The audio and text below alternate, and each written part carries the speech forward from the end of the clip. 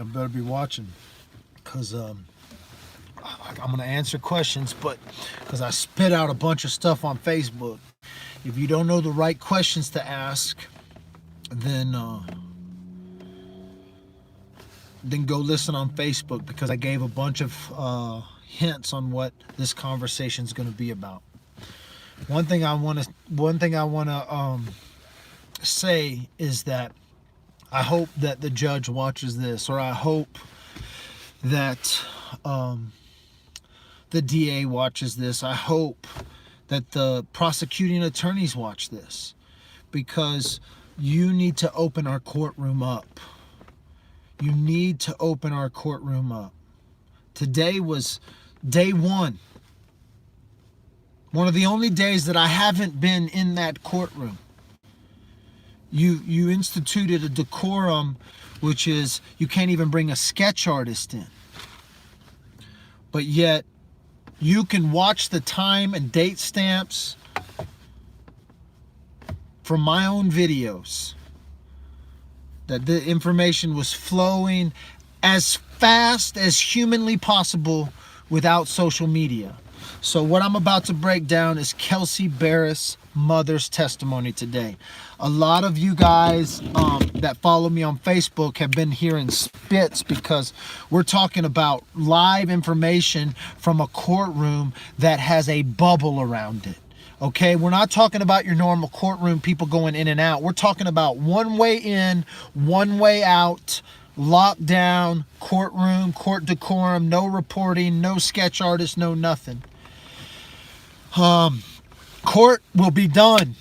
These are simple things I'm going to tell you. Every day at 5 o'clock, the judge says, we are going to wrap court up at 5 o'clock. These jurors are to be in their cars at 5 o'clock. So 4:50, baby. You know, these judges this jury is about to go through something they didn't sign up for in life.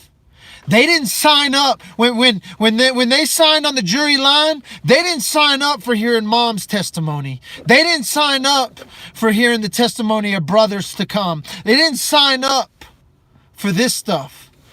Let me tell you something. You are a bunch of freaks, and y'all all know it. To talk about crime and death and murder and these things, you know it. You're a bunch of freaks. I'm not excusing myself from that, okay? What I'm saying is, it breaks my freaking heart. This is why I don't mind taking a few days off. This is why I don't mind skipping court. Because the things today would not have been a good day for Dad to be in that courtroom and to hear this mother's testimony. Because I heard it. I heard it seconds later. You can't shut the testimony down, Judge. You can't. You might as well put a recorder in there and push play on social media, because it's that fast, Judge. It's that fast. It's that fast. Shut it down. Shut her down. Shut it down, Judge. Put cameras in and show the world who this monster is. Okay, now that you're here, now that we got 100 people, Cheryl Berreth testified today. And it gets deep.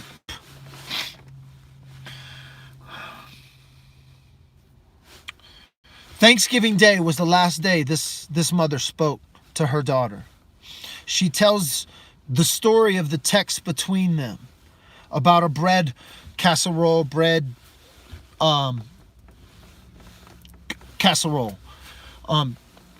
Kelsey leaves and goes to the Safeway. We all know. Friday rolls around. She makes a phone call. No reply.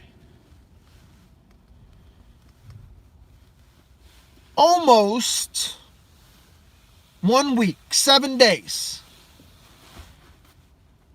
goes by. And this is where she starts really freaking. She's already in her mind freaking out. But on the 7th day, she's already called the brothers. She's already called the family. She's already said, hey, have you talked to Kelsey? Have you talked to Kelsey? Have you talked to Kelsey? No big deal. It's not, this isn't crazy. This isn't out of the ordinary.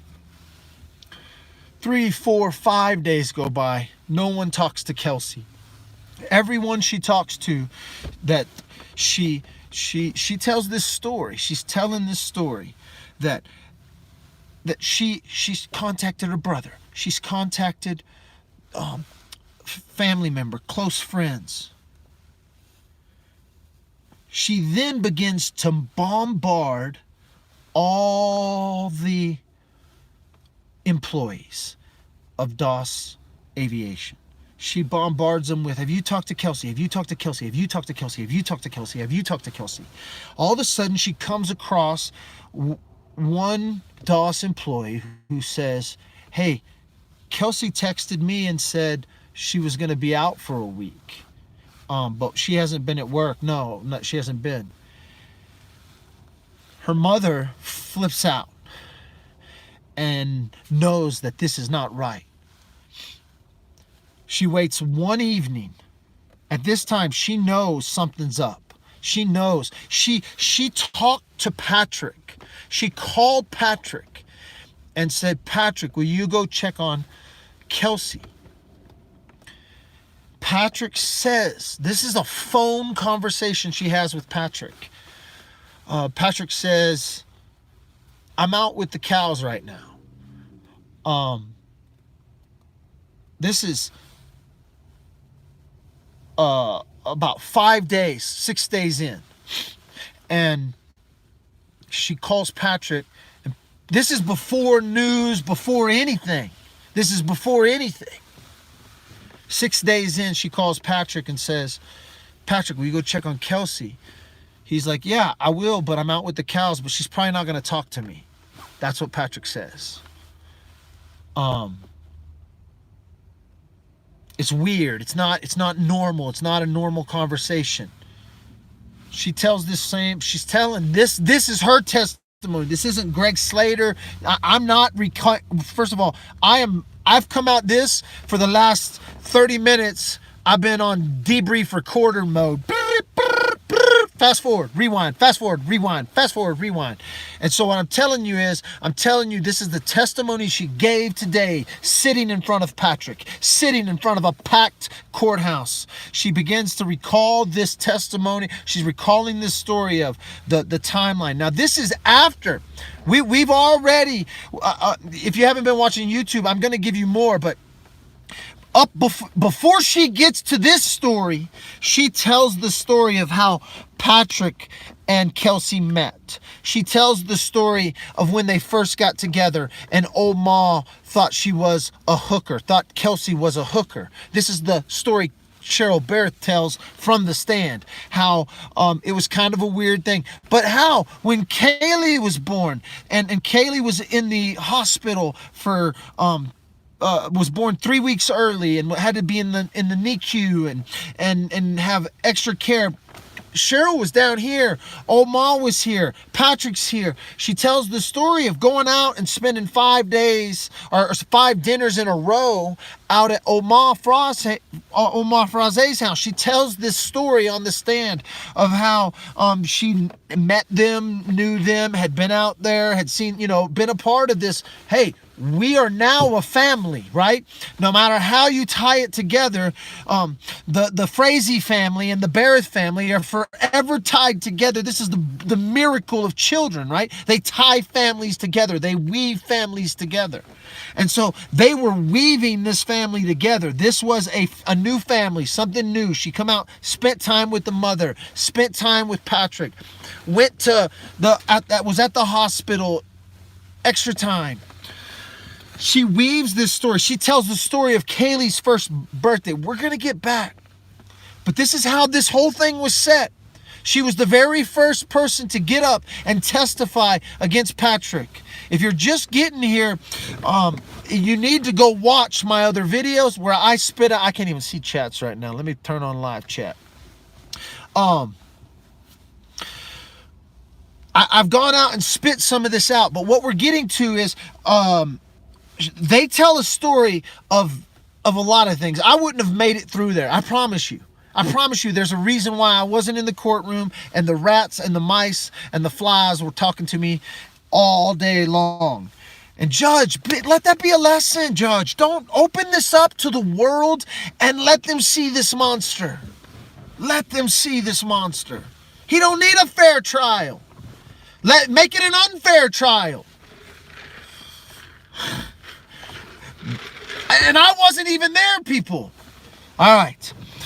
Cheryl takes a stand. She tells the story of how they met, some fond memories, some great things that have happened, the birthday parties, the new condo, the life that was beginning, the family that was being woven. What she then begins to tell is what she must now understand: the entire sinister side of things. The entire, house, the Berreth family is on in. That's more info. She's gonna be chicka-pow! Chicka-pow! I can't die now. My phone is gonna be. The Berreth family is on a moral standpoint. If you know anything about the religious bringings of the Berreth family, on the moral side of things, I'm not saying they can't have sinister, crazy nonsense in their religion, but on the moral standpoint, from the outside, inside, the way they treat people, they're religious people from a religious subset of people who are extremely nice, extremely hospitable, extremely genuine in what they believe and how they act out the family life and the life that they believe their moral values bring them around. The flip side of that is the Frazee family. Okay? That's all I can say right now. She's telling this story of how they wove these two families together in the first part of her testimony. Then it becomes very specific around Thanksgiving Day. She begins to tell the last conversation she had with Kelsey, the text, the messaging, this, that, and the other. All of a sudden, for 7 days, silence. Nothing. She's trying to get a hold of Kelsey. She's calling everybody. She's reaching out to everybody. She's calling Doss. She's Facebook messaging Doss. She's doing everything. They answer, bam, through a message that says, hey, Kelsey says she's not going to be here for a week. We all know this. What you didn't know, what was revealed to us today, is that as soon as that happened, Mama said, forget it. We're on a plane tonight. They're on a plane the very next morning. They are here 7 days later. They are in the apartment. They don't see blood. They don't see smeared blood on the toilet. They don't see blood on the fireplace. What they see is the condo their daughter lived in. There are just little slight things out of place. A coffee table pushed up against the fireplace. The kitchen, a few things in disarray. Just little things. The newspaper, little stuff. Just little stuff out of disarray. This is 7 days in. 7 days in. 10 days. She calls Patrick. They're in town. Where is she? Can't get a hold of Patrick. She has talked to Patrick when she's back in Idaho, I guess. And she has talked to Patrick, been around, but no. Boom, boom, boom, boom. Here, not Idaho. Yeah, they live in Idaho. They missed the deadline for the death penalty. A bite out of a cinnamon roll.